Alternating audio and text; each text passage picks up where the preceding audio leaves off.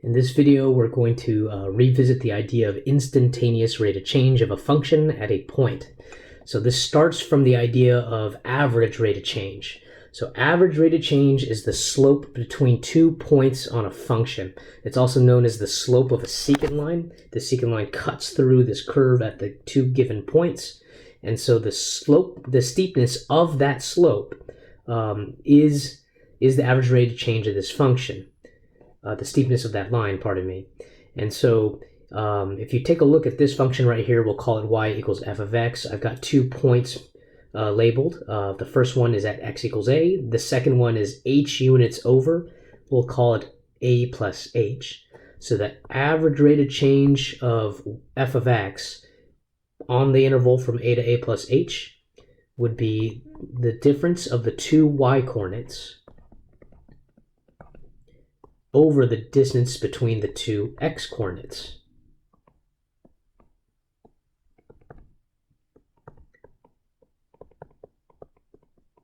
Now that denominator can simplify because a minus a is 0. So you've got this right here as a generic average rate of change of a function between 2 points, a comma f of a, and then another point that's h units over. Now that average rate of change gives you the steepness, the average steepness of a curve on a specific interval.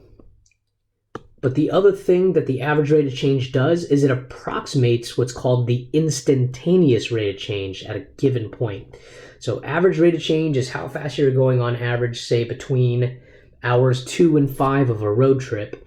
Instantaneous rate of change would describe how fast you're going at any point during that trip, like hour number 2. And so if you can't calculate how fast you are going at an instant, let's say you don't have access to a speedometer, the closest you can do is use average rate of change, and that is an approximation.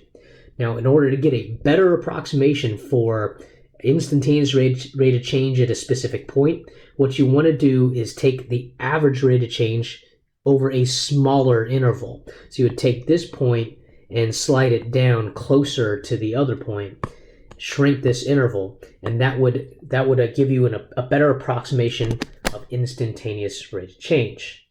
So I've got a visual for that. I've got a similar function here with the same kind of labeled points, a comma f of a, and then h units over is my second point.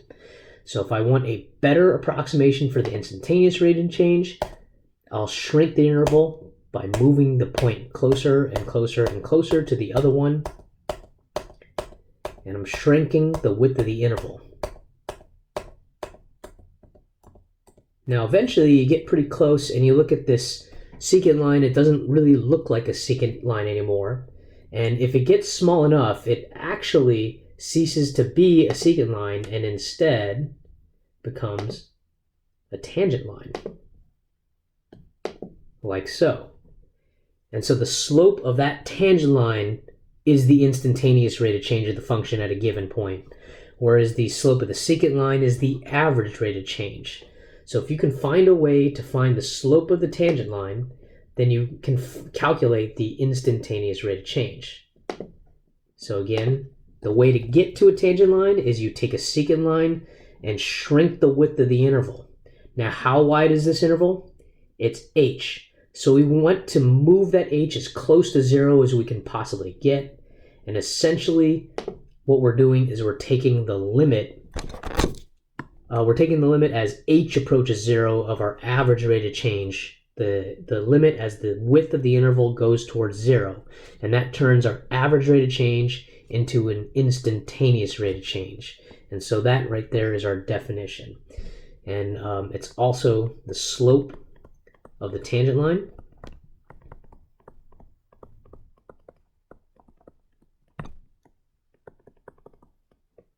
And it's also known as slope of the curve. So those are 2 synonyms for instantaneous rate of change.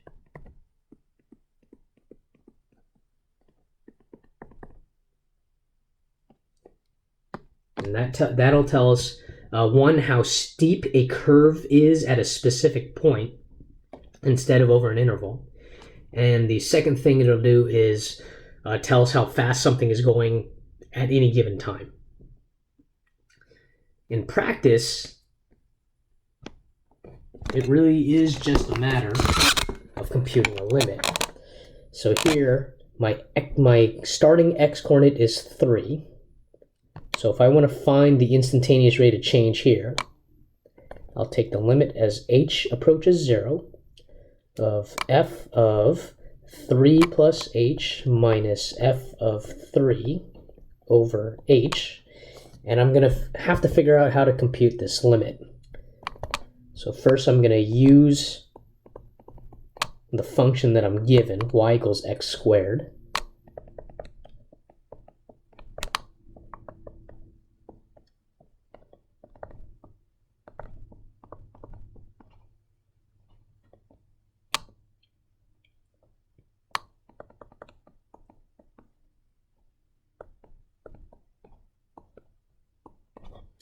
And now we've got a limit, and you can think of this as a function of h, even though we're using it to learn about a function of x. But to compute the actual limit, you got to think of this as its own function. And so this is not a function whose graph you understand, even though y equals x squared is. So, looking at the graph of this won't work. Substitution won't work because you'll get 0 over 0. So that leaves, oh, and it's not sandwich theorem. You're taking the limit as h approaches a constant, so you can't use end behavior models or anything like that. So that leaves us with the properties and also the algebraic simplification. The properties, if you split this up into, say, 3 different limits and then use substitution, again, you're going to get 0 over 0. So that leaves algebraic simplification. So we'll just expand up there.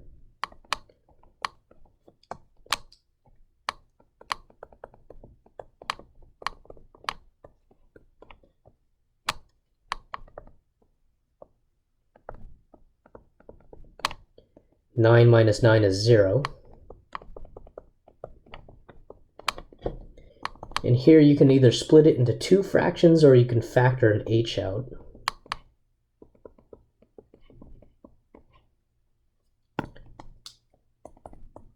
If I don't write the limit every time, then that's wrong. Those cancel.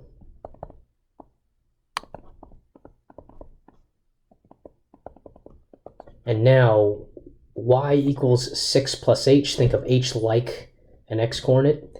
That's a graph we understand. That's continuous at h equals 0. So this is equal to 6. So what that represents is the slope of the tangent line at x equals 3. Now if you read the instructions again, find the instantaneous rate of change and use it to write the equation of the tangent line. I now know that the slope is 6. So I want to find the equation of a line whose slope is 6, whose x-coordinate is 3, and if it's going to be tangent to y equals f of x equals x squared at x equals 3, then they should share the same point. They need to intersect. So at x equals 3, our y-coordinate is 9. So our slope is 6, and our point is 3, 9. So then the equation, using point-slope form, is simply that. Now, unfortunately, the algebra that you need in order to do all of these is different each time, and so that's where your algebraic manipulation skills are going to come in handy. You have to be comfortable messing around with something algebraically in order to figure it out sometimes, because each one is different. But there are some tricks, particularly for harder ones like this one. So for y equals square root of x at x equals 2, if we want to find the slope of the tangent line, we'll use our definition.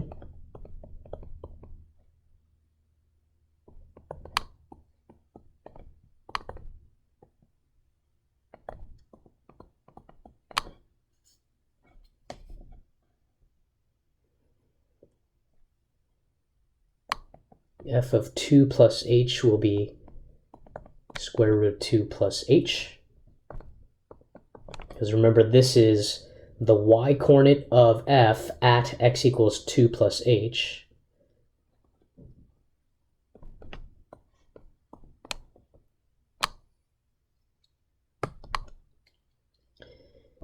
And again, substitution in the properties won't get us very far right now, so we're going to have to use algebra to solve, to simplify. And so there is an algebraic trick that works when you have radicals, and it's counterintuitive, but once you know the trick, it's not too difficult. And that's to multiply what's called the conjugate. So we're going to multiply top and bottom by the conjugate of the numerator. And here's another trick, is I'm not going to bother to distribute the denominator. I'm just going to leave it in factored form, like so. So the conjugate just has the same terms, but opposite signs. So here was a minus, so there was a plus. Now up here, I am going to multiply this out, so I need to use the double distributive property. So root 2 plus h times itself is just 2 plus h.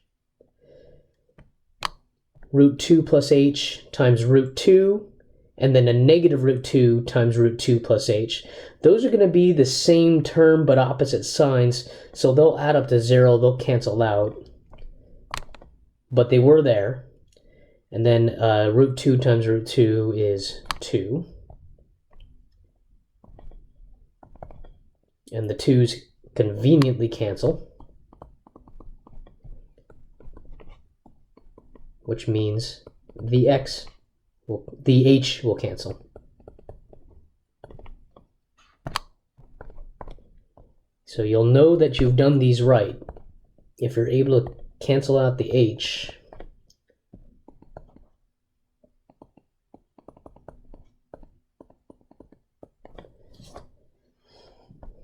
Now this is still not a graph, I understand, but here if I use the properties to split this up into, say, 3 limits, 1 on the top and 2 on the bottom, each one of these is one that I understand.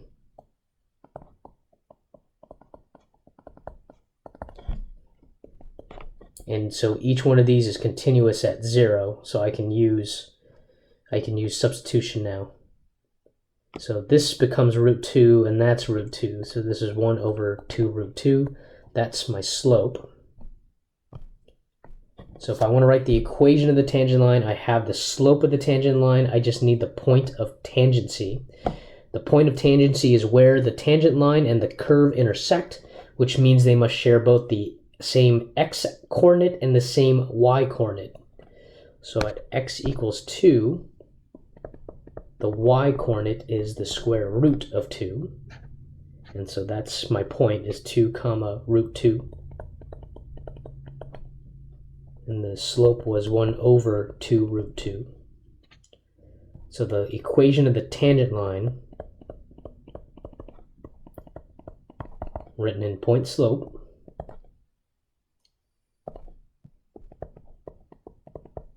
so this is a linear function that's been moved 2 to the right, and root. For this next one, we're going to find the equation of the tangent line of f of x equals 3x squared at x equals negative 2. For the equation of any line, we need the slope and we need a point. So we'll find the slope of the tangent line first by using the definition of instantaneous rate of change. My x-coordinate is negative 2.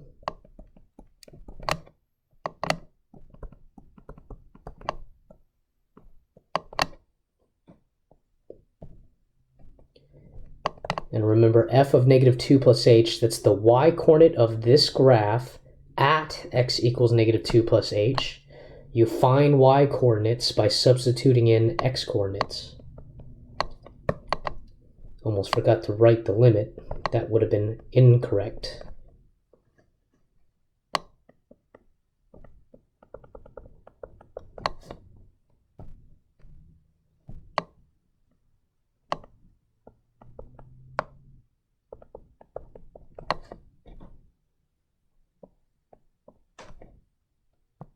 So you write the limit until you're done taking the limit.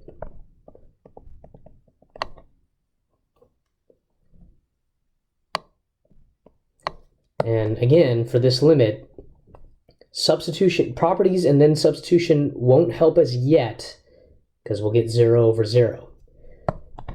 And we can't use end behavior models because this is not a limit as x approaches infinity, or pardon me, h approaching infinity or negative infinity. So that leaves algebraic simplification. Really the only thing we can do here is expand, so we don't have a whole lot of options.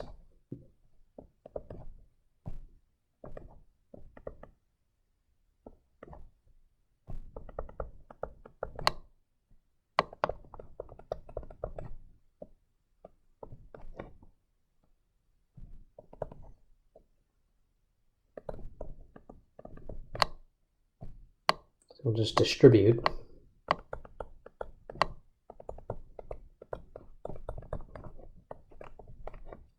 And as usual, you notice the constants just happen to go away.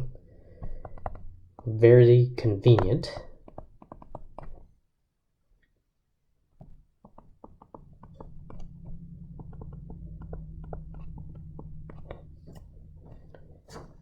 Not a whole lot we can do here, but we can factor an h out.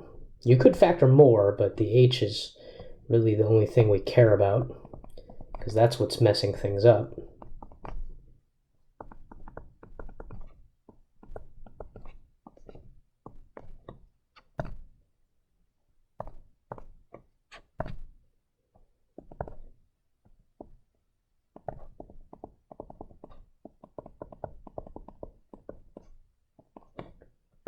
So this right here, that's a linear function that's continuous everywhere, including at 0.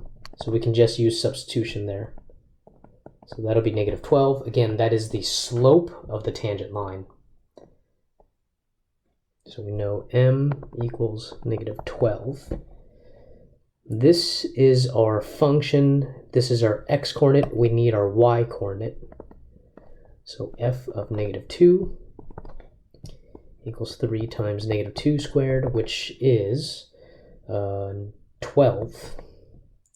So our slope is negative 12, our y-coordinate is 12. So my tangent line, the equation of my tangent line, and again, this is where understanding of point slope is really useful, because otherwise you'd have to find the y-intercept, which has its uses, but if all you're doing is finding the equation of the tangent line, then finding the y-intercept is kind of a waste of time. Well, it is a waste of time.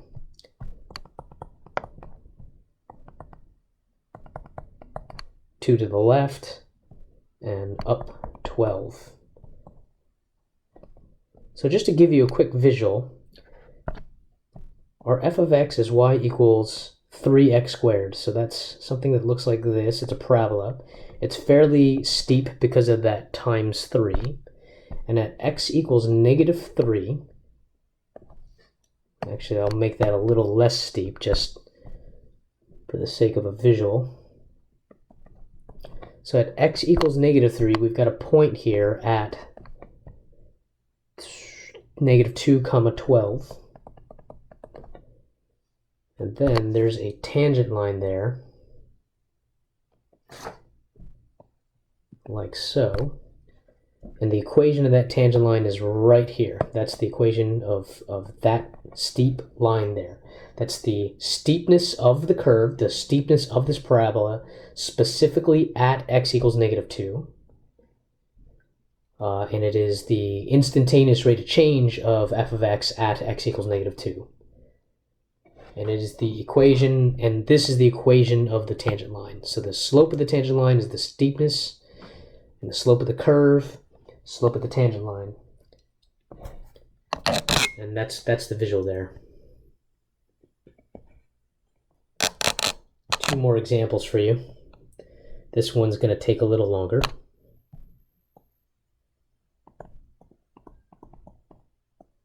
So again, we'll find the slope of the tangent line first, using the definition of instantaneous rate of change. Knowing the definition isn't the hard part, it's the execution that's the hard part. Don't forget to write the limit.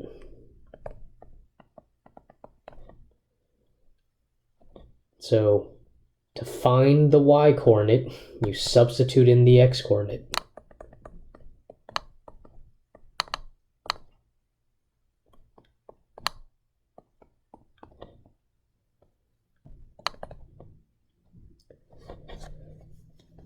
Properties and substitution won't help us yet, so we'll use algebra.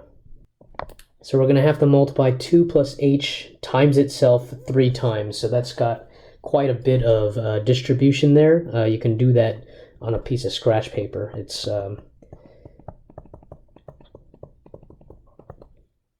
just multiply those two together first and then multiply it by the last one when you're done. Or you can use a trick called binomial expansion to do that in your head, which is what I'm going to do. It's not that useful of a trick. Well, it's useful in a very specific set of problems that don't come up that often. So it's only really worth the effort to learn if you've got a handle on everything else.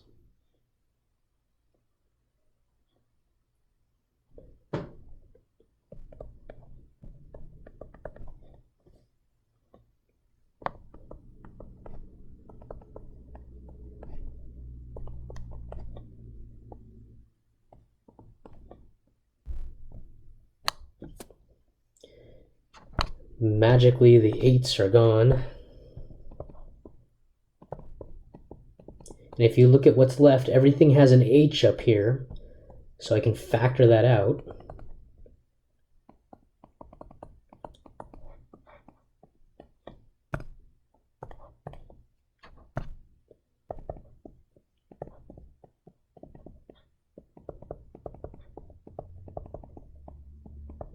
And so now this should be a fairly simple limit to evaluate. It's a quadratic, so it's continuous everywhere, including at 0, so we can use substitution. So the slope is 12.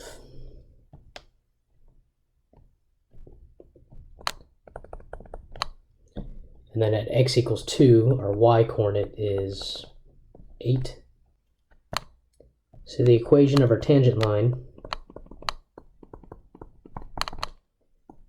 slope is 12. The point is moved 2 to the right and 8 up. And again, if you need a visual of what's going on and what this means, we've got a function, f of x equals x cubed. Looks something like that. And at x equals 2 and y equals 8, we've got this line that's tangent to the curve, just butting up right against that point. And its slope is 12, its steepness is 12. And so that 12 represents the steepness of the curve at x equals 2, the steepness of the tangent line at x equals 2, and the instantaneous rate of change of f of x equals x cubed at x equals 2. One more. Hope you're good at fractions.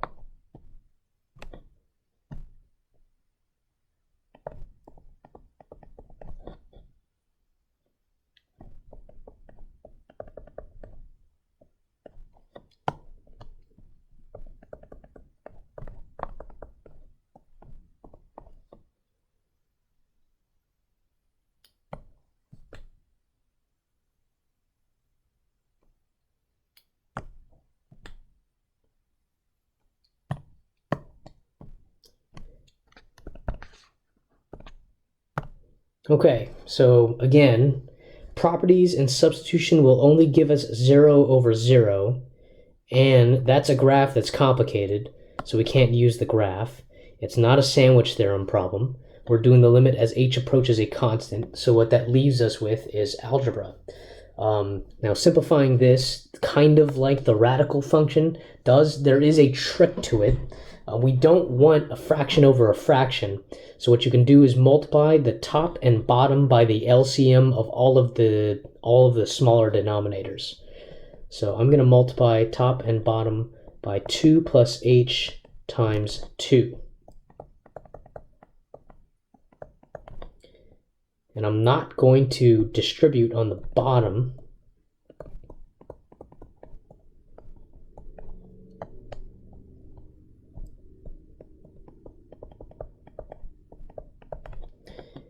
Now on the top, when I distribute, I'm going to take this and multiply it by that first fraction. The 2 plus h's are going to cancel, and that's going to leave me with a 2 over 1. And then when I multiply this by that one, the second fraction, the 2's are going to cancel, leaving me with a 2 plus h over 1. And note that that 2 plus h is in parentheses, which matters because that affects the sign.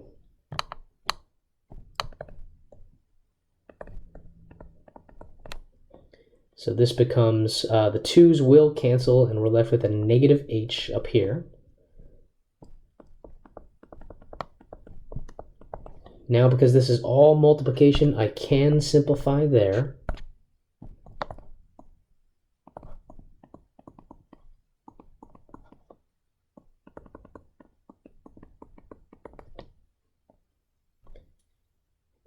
And this one I can use properties to split up if I want to. So these are all fairly simple to understand. But substitution will work at this point because the gap in this graph is at h equals -2, and we're taking the limit as h approaches 0. And so this function is continuous at 0, so we can use substitution. But if you're unsure, you can always split this up into several different limits, just like we always have.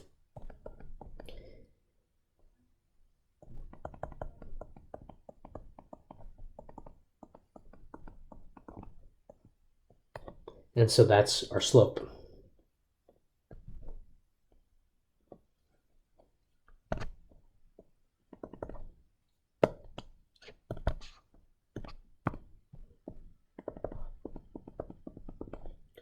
We do need a y-coordinate.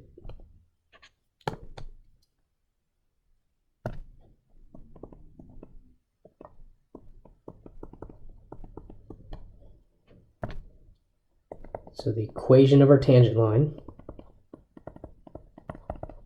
is as follows. Our slope is -1/4.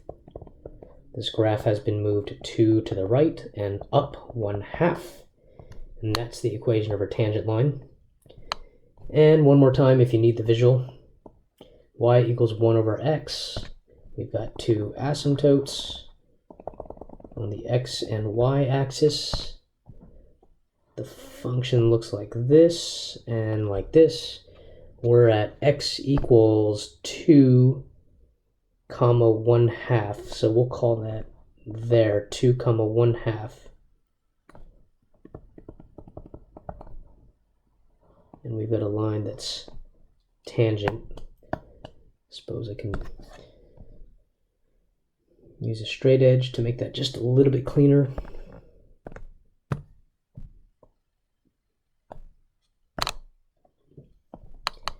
And the equation of that line is right there. Its steepness is -1/4. So the -1/4 is the slope of that tangent line. It's the slope of f of x equals 1 over x at x equals 2. And it's the instantaneous rate of change at x equals 2. So that's what all of this means. So in order to find the slope of y equals f of x at a single point, you use the slope of the tangent line.